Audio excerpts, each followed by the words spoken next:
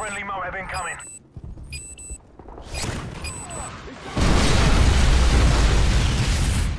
What is going on, ladies and genitals? YOTESLAYA here, bringing you another Modern Warfare 3 commentary. This is day 4 of MOAB May, and I have flawless for you on Fallen. Playing with some subscribers of mine again. We got a domination game here on Fallen. I am using the MP7, the almighty MP7. A lot of guys always ask me, why don't you show your class setups at the beginning of the game? Are they like top secret or something? Why do you never do that? That is just because I use theater, because I'm too lazy to hit record with my piffer and record the live game.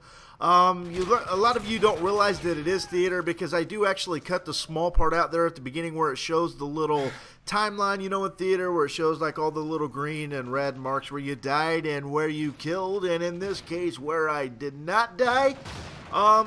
I cut that out just to make it look a little bit more professional, but this is theater. That's why you never get to see me choose a class or anything like that.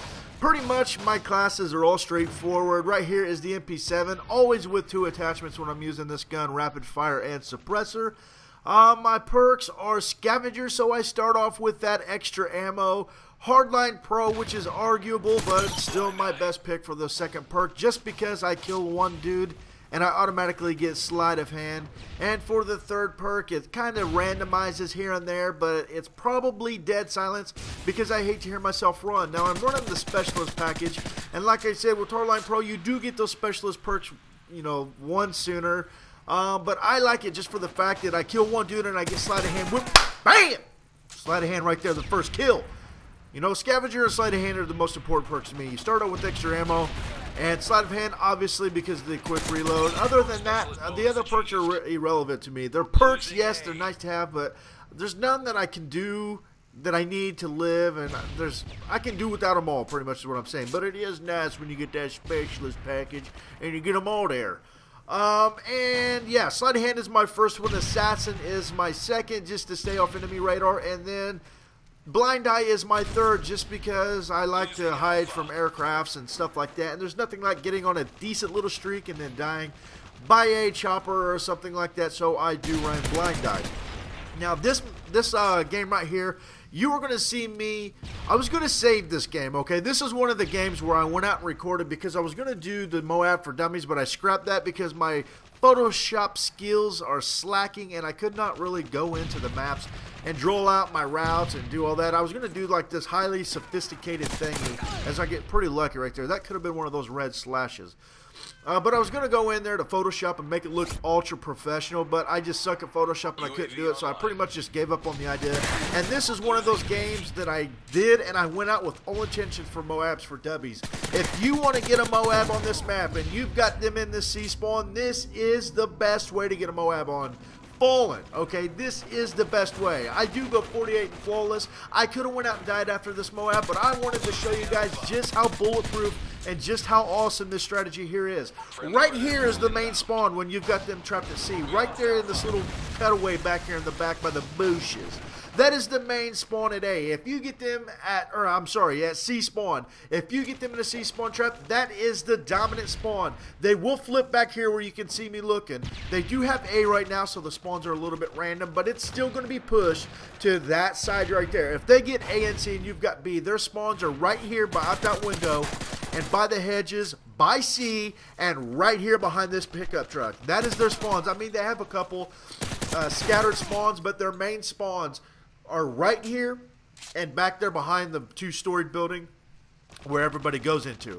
Now, when you capture C, you want, you know, obviously, if there's a good player on the other team, he's going to get a hold of your strategy, which I think you may see a guy at the end of this video kind of catch on. No, that's actually my other Fallen MOAB. But if they got a good guy, or if there's somebody that's relatively not retarded on the other team, you do got to watch it, because he can't pattern what you're doing, and, you know, typically you would think people would. So you got to kind of, you know, change it up a little bit here and there. Maybe go, you know, not run straight back and forth all the time, but go up in that second story building, chill, let it settle down for a couple of seconds, let him die by somebody else. That is my biggest key. If you think somebody is getting on, because most people always go for revenge kills, we all know that. If you think somebody is catching on to your strategy, just kind of hang low for a couple seconds. Let somebody else kill him, because then he may forget about you. But you can see there, I am just working back and forth from their two spawns. Most of this MOAB May is going to be featuring this kind of spawn trap done by a single person.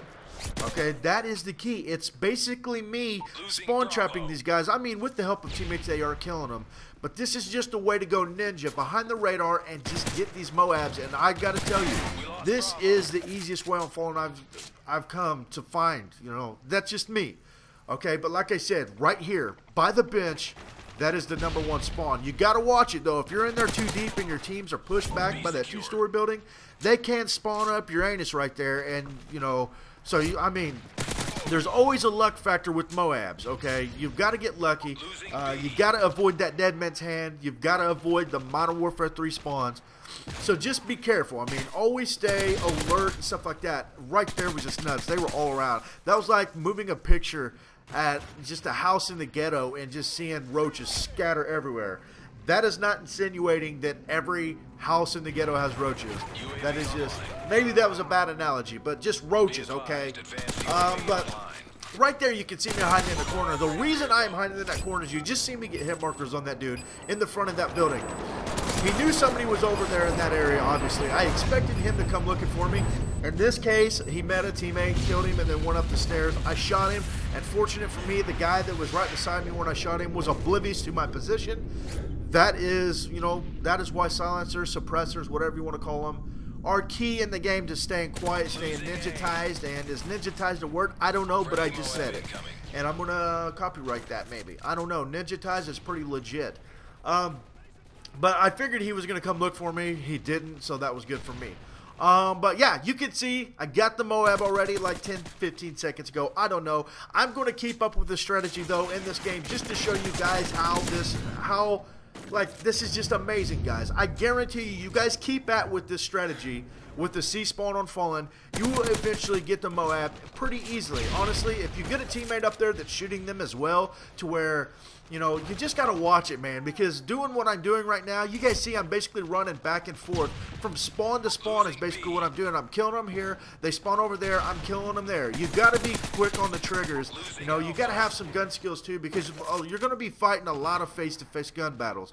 You know, especially right here in this little hallway. You see me every time I go into a corner, I'm ADSing, or, you know, not into a corner, but I'm going into a long hallway, I'm going around corners, I'm ADSing. That is just in case somebody is there.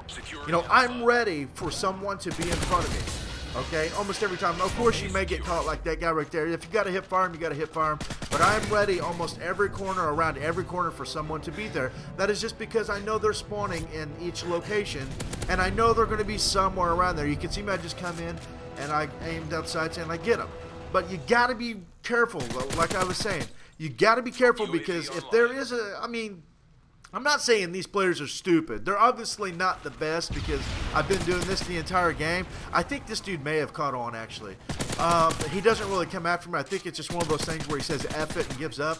And I'm not saying these guys are stupid, but you just got to be careful, man, because somebody may catch on to what you're doing and may just sit in the corner and wait for you, and then there's really nothing you can do about it. I mean, we've all been there, done it. Somebody just waiting in a corner, kills you, you had no idea he's there, and then he thinks he's good, and because he finally got you. And it is what it is. So you just want to be careful. Like I said, if you do have somebody if you're close to that MOAB, say you're at 22 kills, and you come around this corner and a guy is coming back this way, the main thing you want to watch for, if there's a dude coming back, like he turns back at you, I mean, it's obvious if he's on to you and he's trying to catch you. The only thing I can suggest is maybe, you know, try to change it up. If he's coming back for revenge kills, do something that he will not anticipate. If you keep killing him from this direction or this general area, you know he's going to come back for revenge kills. Eventually, he may come back with dead man's hands. A smart player would come back with flash and stuns and just keep doing it until he can get you. But if you're on like 22 kills and you know a guy's coming for you, just change it up a little bit here. You can see I kind of went around this way up to the top because I kind of felt pressured like they were looking for me. So just come at a different angle than what you're used to, or they're used to. I'm not saying to camp. I'm just saying change it up a little bit. If he's patronizing you or whatever, catching what you're doing, change it up a little bit. If you're worried, I mean, we all get shaky when we get 22 kills. We're getting close to that MOAB.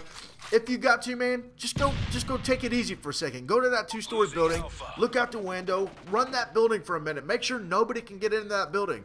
If you kill somebody coming into that building, if you ever are on a MOAB streak and you get killed, if you're doing this strategy right here and you do go up to that 2-story building and you kill somebody from it, whether they're outside or inside, move from that 2-story building, because if you kill somebody going into that 2-story building, he's assuming you're going there to camp.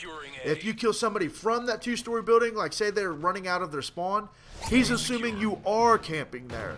So I wouldn't stay in buildings too long at all. But what I'm saying is, if you're getting, if you're getting nervous, it's a little bit too fast-paced for you, just go sit up in this 2-story building.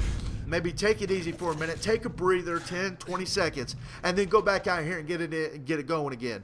Those 10, 20 seconds is enough to get their mind off of you. And, in my case, I'm flawless right now, so they can see that I have 0 deaths. But if you're going for a MOAB, sometimes I like to have a couple deaths just so they don't look and be like, oh, he's not died yet, and then they may come after you. But guys, that's my tips on falling. That's good tips for every map, I think, in general. But that is 48-0 on fallen using my little strategy there, guys. Try to use that. Let me know what you think. And yeah, day 4 is wrapped up. I hope you're enjoying MOAB May, and I'm out of here, guys. Peace.